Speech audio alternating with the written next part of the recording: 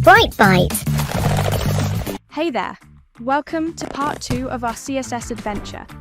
Today, we're unlocking the secret types of CSS to use on your website.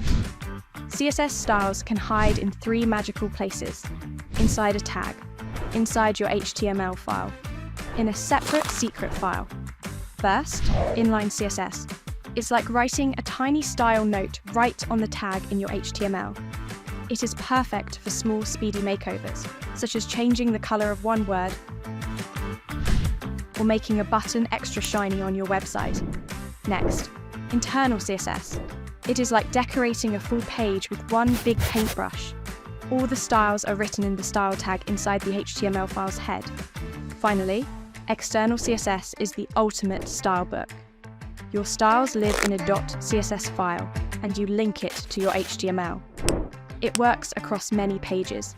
This is perfect for big websites like e-shops, blogs, and also games. So, why do we have 3 styles? Because different situations need different superpowers. Inline is like a quick bandage, internal is for a single room makeover, and external is to glow up the entire mansion or a complete website changeover. And guess who gets to use this styling magic? You do. Just like a real wizard picks the right wand, you can pick the right CSS method for your mission. Sometimes it gets confusing about when to use what. Don't worry, I'll make it simple for you. We use inline for quick fixes, like coloring one word.